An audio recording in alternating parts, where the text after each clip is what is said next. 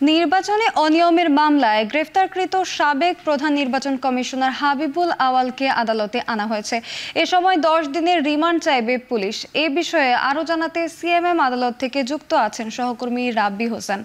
রাব্বি, হাবিবুল আওয়ালকে আদালতে তোলা হবে কখন, সে বিষয়ে কি তথ্য আছে আপনার কাছে, আমাদেরকে জানাবেন। সোনালী, কিছুক্ষণ আগেই সাবেক প্রধান নির্বাচন কমিশনার হাবিবুল আওয়ালকে আদালতে আনা হয়েছে। তাকে এখন গারদখানাতে রাখা হয়েছে এবং আরেকটু পরে যখন আদালত বসবেন তখন তাকে আদালতে তোলা হবে এবং তার শুনানি অনুষ্ঠিত হবে। তবে আমরা জানতে পেরেছি যে পুলিশ তাকে 10 দিনের রিমান্ডের আবেদন করবেন এবং রিমান্ডের আবেদন করে তার যে শুনানি সেটি অনুষ্ঠিত হবে এবং তার পক্ষে তার আইনজীবী দাঁড়াবেন, আমরা এইটুকু জানতে পেরেছি। তবে এখন পর্যন্ত তাকে আজকে আদালতে তোলা হয়নি। তার বিরুদ্ধে যে অভিযোগটি রয়েছে সেটি 2014, 18 এবং 2024 সালের যেই নির্বাচনে অনিয়ম, ভোটে কারচুপির অভিযোগে বিএনপি শেরেবাংলা নগর থানায় একটি মামলা দায়ের করেন। সে মামলায় মূলত তাকে গ্রেপ্তার দেখিয়ে আজকে আদালতে আনা হয়েছে এবং একই মামলায় আরেকজন প্রধান নির্বাচন কমিশনার নুরুল হুদা, তাকেও গ্রেপ্তার করা হয়, তাকে রিমান্ডে নেওয়া হয়। তিনি এখন রিমান্ডে আছেন। একই মামলায় তাকেও আজকে হাবিবুল আওয়ালকে রিমান্ডে নেওয়া হবে বলে আমরা জানতে পেরেছি এই আদালত সূত্রে এবং পুলিশের যে প্রসিকিউশন সূত্রে।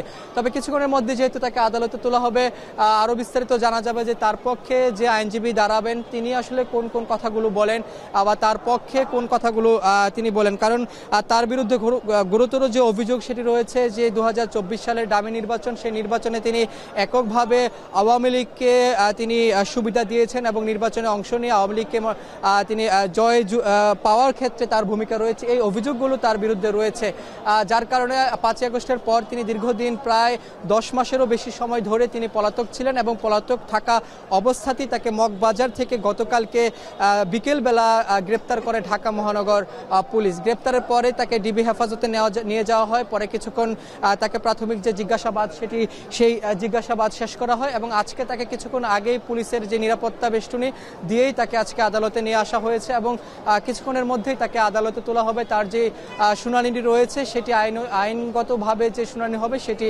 অনুষ্ঠিত হবে। তবে তার পক্ষে যদি আইনজীবী দাঁড়ায় আরও বিস্তারিত বলা সম্ভব হবে যে তার পক্ষে নিয়ে তিনি কোনো কথা বলেন কিনা, অথবা রাষ্ট্রপক্ষের আইনজীবীরা রাষ্ট্রকে সহযোগিতা করতে কোন কোন বিষয়গুলো আদালতের কাছে তুলে ধরেন এটি জানা যাবে। এই ছিল আমার কাছে আজ এখন পর্যন্ত সবশেষ খবর।